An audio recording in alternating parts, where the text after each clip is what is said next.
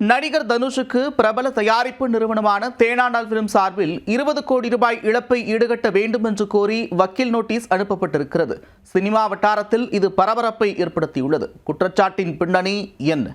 Bollywood cinema மட்டுமின்றி Bollywood, Hollywood என திரையுலகை கலக்கி வருபவர் நடிகர் தனுஷ். தேசிய விருதுகள் உட்பட பல்வேறு விருதுகளை வென்றுள்ள இவர் நடிப்பது மட்டுமல்லாமல் இயக்குநராகவும் அசத்தி வருகிறார்.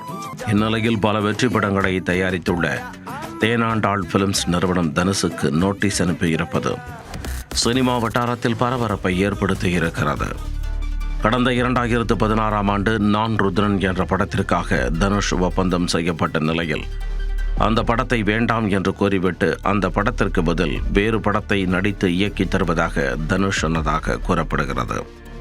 அதை ஏற்று தனுஷ் உட்பட படத்தில் நடித்த நாகார்ஜுனா, எஸ்.ஜே. சூர்யா போன்ற நட்சத்திரங்களுக்கு முன்படம் கொடுத்தது மற்றும் பிற செலவினங்கள் என 20 கோடி ரூபாய் வரை பட தயாரிப்பு நிறுவனம் செலவிட்டுள்ளது.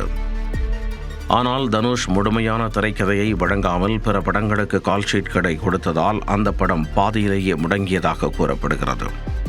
இதனால் பெரும் நஷ்டத்தை சந்தித்த தேனாண்டாள் பிலிம் சார்பில் வழக்கறிஞர் ஏ. சிதம்பரம் நடிகர் தனுஷுக்கு நோட்டீஸ் அனுப்பியுள்ளார். அதில் 2025ஆம் ஆண்டு இறுதியில் கால்ஷீட் தருவதாக அளித்த வாக்குறுதியை நிறைவேற்றும் வகையில் ஒரு வாரத்தில் தனுஷ் தனது முடிவை தெரிவிக்க வேண்டும். இல்லாவிட்டால் 20 கோடி ரூபாய் இழப்பை ஈடுகட்ட வேண்டும்.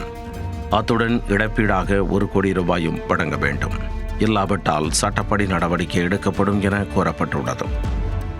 இந்த விவகாரத்தில் தனுஷ் தரப்பில் இருந்து இதுவரை எந்தவித பதிலும் அளிக்கவில்லை என தெரிகிறது.